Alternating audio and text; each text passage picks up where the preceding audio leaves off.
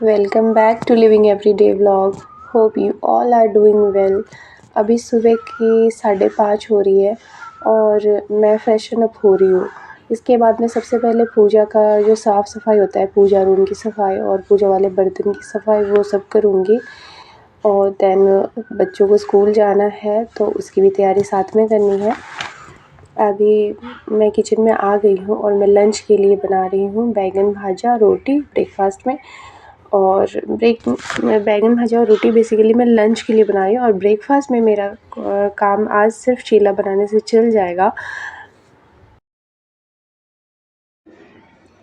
सुबह में टाइम की इतनी कमी होती है कि मैं सभी कामों को डिस्ट्रीब्यूट कर लेती हूँ कि मुझे कितने टाइम किस काम के लिए देना है। और मेरी आवाज़ आपको थोड़ी सी अजीब आ रही होगी क्योंकि मेरी तबीयत अभी ख़राब हो रखी है।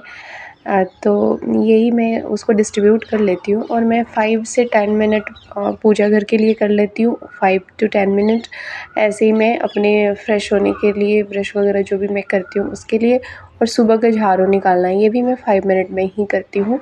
उसके बाद मैं किचन में आ जाती हूँ और फिर वो टाइम पता नहीं होता कितना लग जाएगा क्योंकि सबके लिए अलग अलग सबकी फरमाइश होती है और कोई भी एक तरह की चीज़ लेके जाने के लिए खुश नहीं होता है। तो जैसे मैं अभी चीला बना रही हूँ वो अपूर्व और अद्विका के लंच में डालूँगी और बैंगन का भाजा और रोटी त्रिशा लेके जाएगी।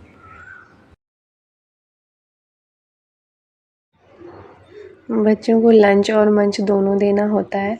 तो ये देखिए मेरी चीला भी अभी रेडी हो रही है और लंच और मंच दोनों देना होता है। इसलिए मैंने एक ऐसा लंच बॉक्स कर लिया था जिसमें 2-2 बॉक्स थे। मुझे एक वाला इसीलिए नहीं पसंद क्योंकि अलग-अलग डिब्बियाँ हो जाती है। तो मैं एक में फ्रूट डाल दूँगी, फ्रूट ले जाना मैंडेटरी है। तो और एक में मैं सब्ज़ी और रोटी डाल दूँगी और ये इसी से हो जाएगा उनका पूरा। मंच में वो फ्रूट खा लेंगे। मंच टाइम 5 मिनट का ब्रेक लगता है, उसमें उनको फ्रूट दिया जाता है तो वो फ्रूट खा लेंगे। देन उसके बाद रोटी और सब्ज़ी खा लेंगे।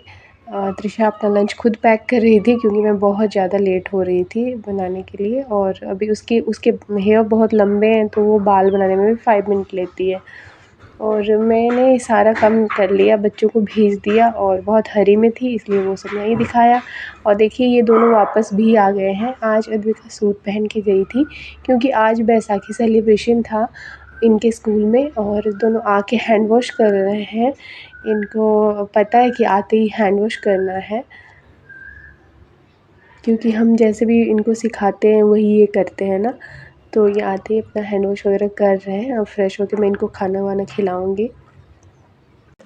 छोटे बाबू हैं आपके? नहीं, पापा ने ले लिया था ये बड़ा वाला, मतलब छोटा वाला।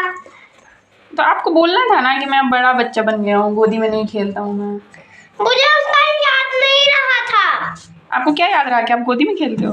नहीं, मुझे तो नहीं याद रहा। अच्छा, डायपर पहनते हो? अंडरवियर पहनता हूँ। अंडरवियर पहनते हो? फिर इतना छोटा शूज कैसे होगा आपको? मुझे क्या पता, मुझे नहीं आता। चलिए ठीक है, पहनाती हूँ मैं जैसे तैसे। अपूर्व को जब कोई चीज़ छोटी हो जाती है तो वो सीधे से बात करता है कि अब ये खुद से नहीं पहन पाता एक्चुअली, तो वो सीधे से बोलता है कि ये चीज़ मेरी बहन को दे दो क्योंकि अब ये मुझे नहीं फिट आ रहा है।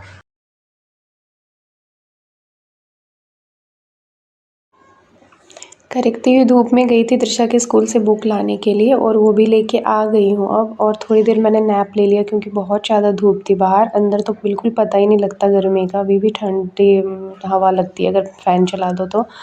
और बाहर बहुत तेज़ धूप है और बहुत ज़्यादा गर्मी है। उसके बाद मैं शाम का टाइम हो गया था, 6 बज रहे थे कुछ, तो मैं गई कपड़े लेने और कपड़े लेके फिर किचन का काम, जो बर्तन मैंने धुले थे वो सूख गए थे तो उनको भी लगाने का काम कर लिया। अब सीधे खाना बनाऊँगी, जोत आरती करूँगी और उसके बाद बच्चों को फिर सुलाना रहेगा टाइम से। तो उसी के लिए मैं सारे बर्तन साफ़ करके रख दे रही हूँ और उसमें पानी होते हैं तो उसको थोड़ा थोड़ा सा साफ़ करना पड़ता है। वैसे गर्मी के कारण ऑलमोस्ट साफ़ हो चुके हैं।